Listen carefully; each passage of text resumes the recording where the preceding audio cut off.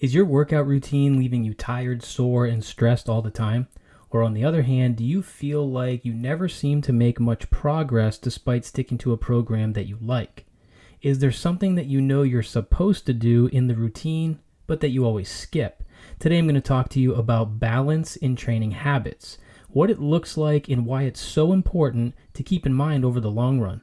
I'm also going to talk to you about how you can assess whether your own training is balanced and healthy, or if you're missing the mark and setting yourself up for trouble down the line.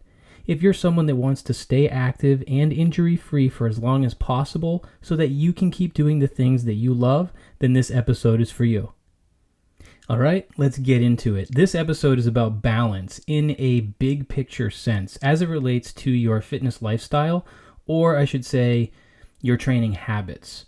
So we're not talking about the quality of balance in terms of balancing on one leg like an athlete, and we're not even talking about balance in terms of balancing the exercises in your program like push, pull, squat, lunge, etc. This discussion is more about balance and how it relates to your overall training habits. This is a very important topic to me because when you've been a coach for as long as I have, you eventually can see what's actually important for people. And I firmly believe that your health, your longevity, and the quality of your relationship with fitness are what matters most. So maybe you're thinking, relationship with fitness, that sounds weird. But truly, this is something that I think is so important for people. When I think back on my own athletic career and really just back when I was getting involved with fitness, this is through high school and even college, my relationship with fitness was not in a good place. There was a lot that came from my relationship with fitness that was negative. And the reason is because everything was out of balance in terms of my training habits. Even though I was training hard and I was dedicated and I was even getting results, and by the time I was in college, I would say I was probably at the peak of my performance, I learned that performance is different from health. And because my training habits were so out of balance, I paid a price for that. So let's move right into some examples of not having balance in your training lifestyle. What does that look like? Well, the first one that comes to mind is always chasing weight and always trying to lift more and more and more. This was me in high school and college. For me, it was all about how much weight could I put on the bar. And this hurt me over time. And I think that we see this very commonly, and along with it, we see that people also do this with endurance work, where there's just too much volume and intensity all the time, and we just don't back off.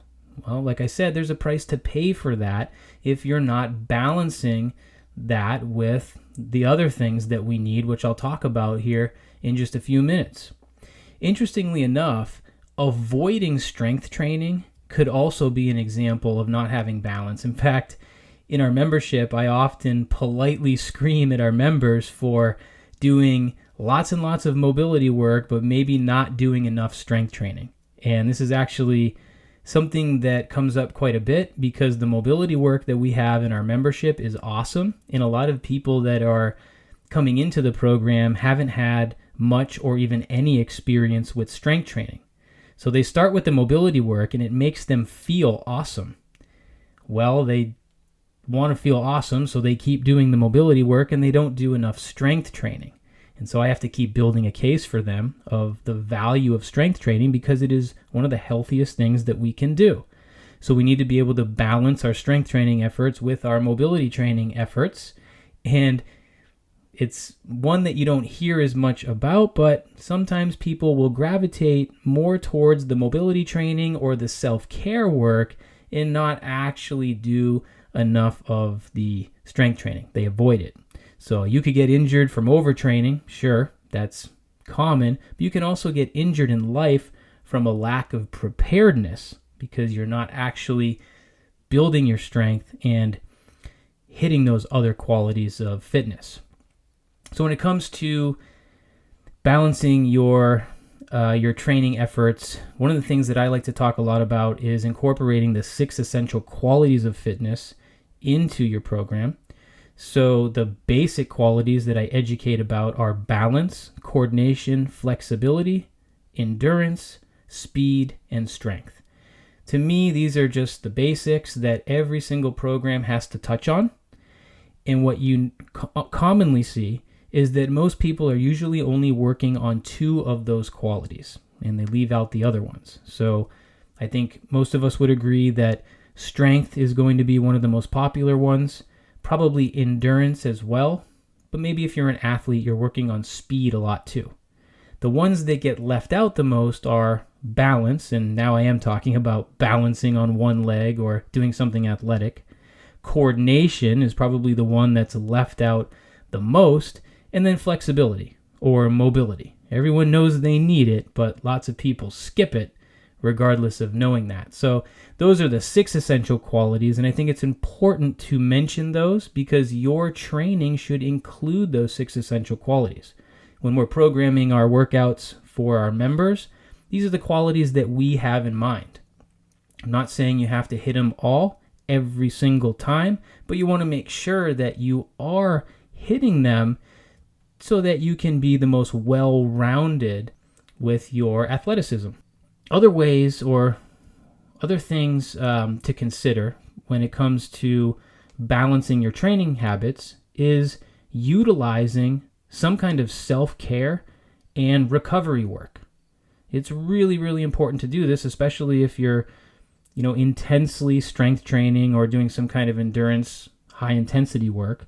For me, this looks like joint mobility drills and nerve glides and breathing exercises.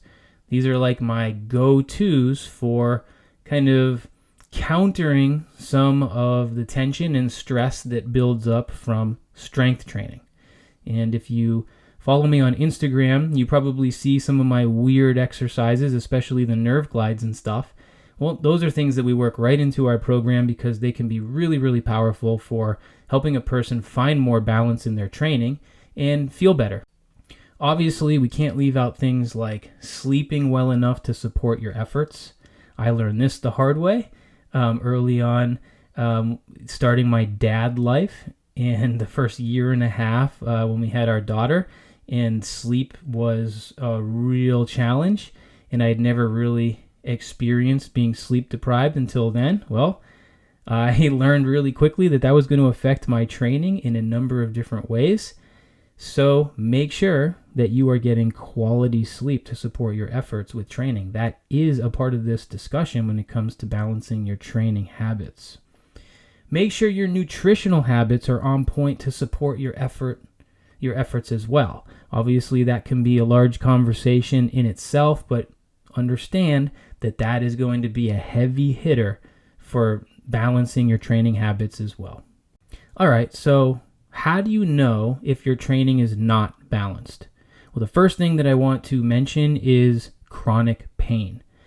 If you're like me, and this is what I was experiencing in high school and college when I was doing a lot of heavy weight training and my volume was up, my intensity was up, I experienced chronic pain. For me, it was my elbows. Well, your training should never cause your chronic pain.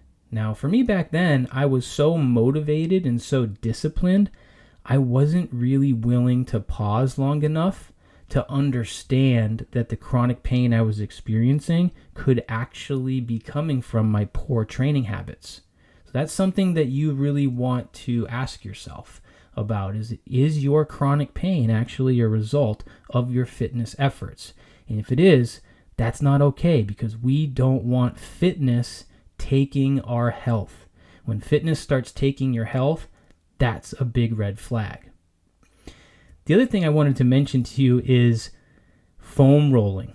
I often will meet people that tell me they have to foam roll all the time just to feel good. And that should not be the case. If you have to live on a foam roller or you're using some kind of gadget, some sort of, tool that you can use to apply massage, any kind of tissue work that you're doing with that tool, if you need that repetitively all the time just to feel good, something's probably up with your training and there's an issue where you're not balancing things properly. A little bit of foam rolling, if you like it, no big deal, but you shouldn't feel like you need to foam roll for 30 minutes just to put yourself in a place where now you feel healthy enough and ready enough to start your workout. Not recovering fast enough. This is a big one, and it's super important. If you are training hard and not recovering fast enough, maybe you feel sore all the time.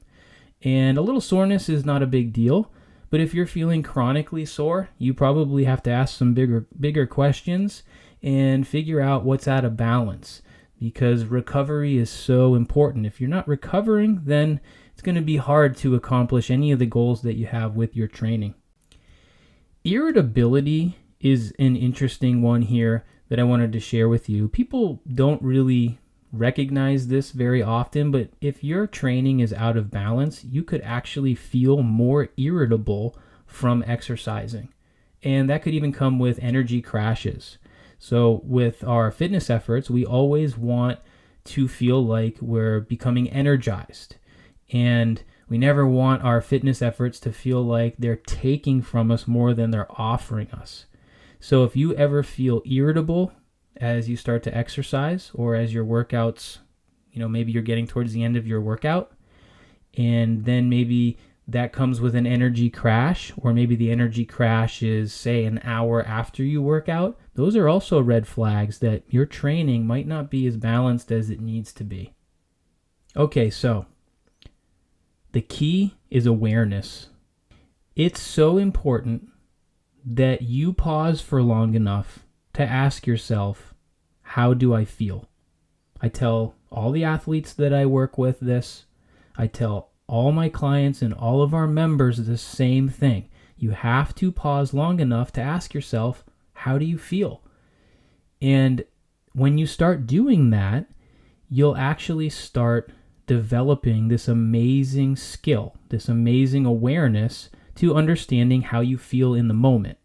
Now, the reason that's important is because finding your minimal effective dose is the name of this game.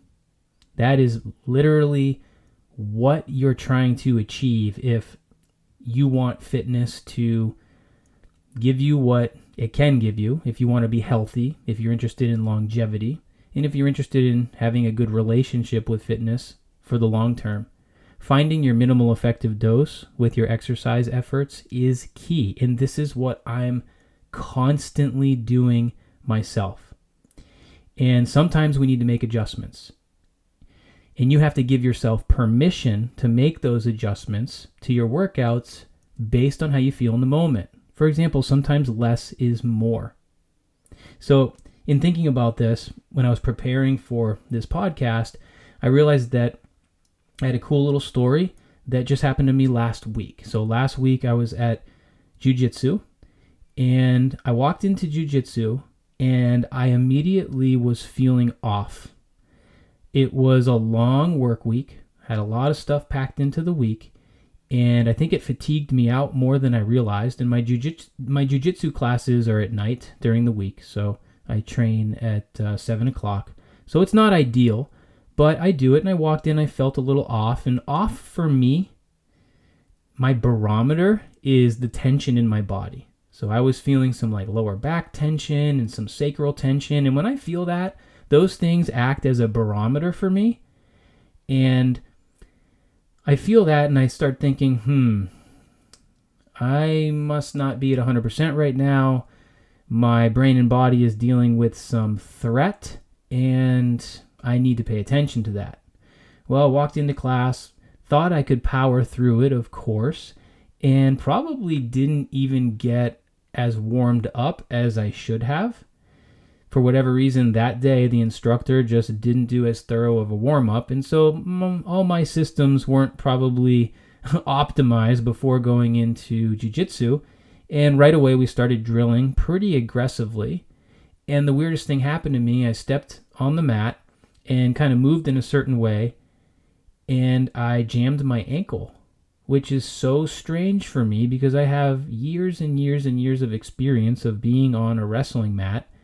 And maybe I can think of one time way back in college where I sprained my ankle, but other than that, I've never had anything like this happen to me.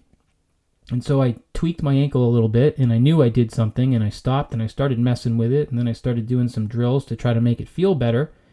And I continued to drill with my partner, but I knew something was off, and I kind of looked at the clock and I was like, I don't know if I'm going to make it to the live rounds today, because I was feeling compromised enough that I knew going live probably wasn't in my best interest.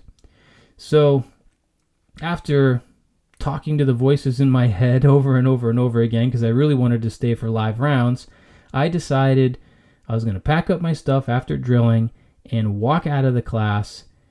And I wanted to do that in an effort to make sure that on Thursday I'd be good to go.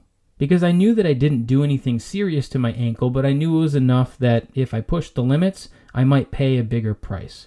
So I left and I was frustrated, and I went through all the ups and downs of that on the car ride home. And the next day I woke up, and to my amazement, I actually had bruising on my ankle, and it was sore, but it was okay. It wasn't too bad. When I got into like a deep squat in a crouched position at that end range of motion, I felt pain, and it was pretty intense, but I could tell that it wasn't going to be something that lasted for a long time, and I probably didn't do any damage. So it was more just like a frustrating moment, and I had to start making some training decisions based on what happened to me. So I made one really good decision that I'm proud of, and that was to leave class. Because if this was 15 years ago or 20 years ago in college wrestling, I would have tried to grit my teeth and get through it and maybe paid a greater price. So the first decision that I made was a good decision, and then afterwards I had to make a series of other decisions where now I had to modify my training for the week, my strength training, so that I didn't make things worse. And so that's what I had to do. And so finding my minimal effective dose based on what happened to me with this ankle sprain was a big deal.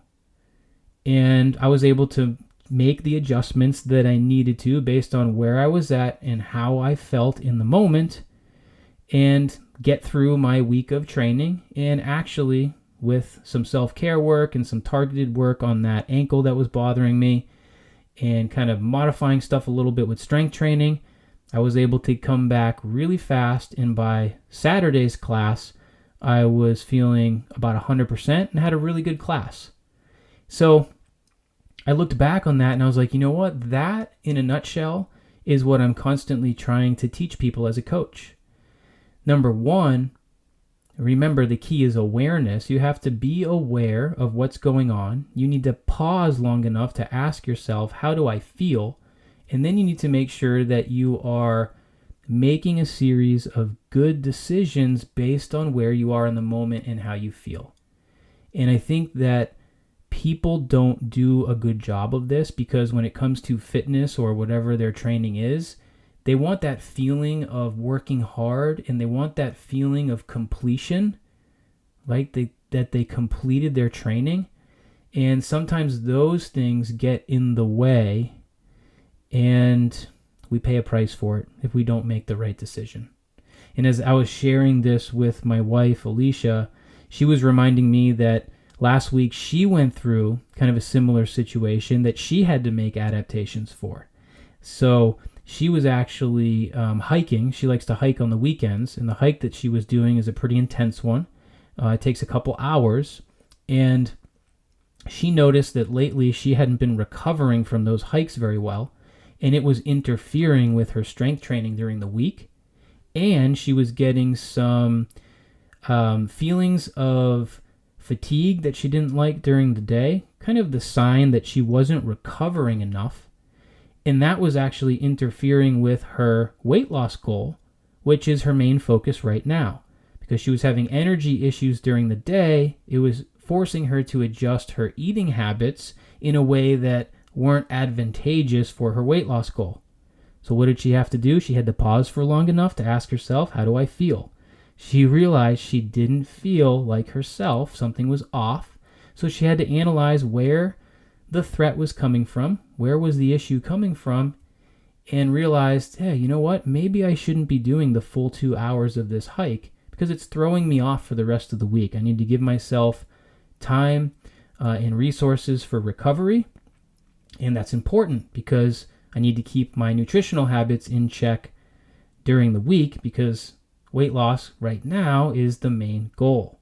So remember, the most important thing is awareness, to ask yourself, how do you feel, so that you can give yourself permission to make the necessary adjustments that you need to make. To me, being able to do this is a skill, and it's the pinnacle of personal fitness that will lead you to better health, better fitness, longevity, and a good relationship with fitness in the long term.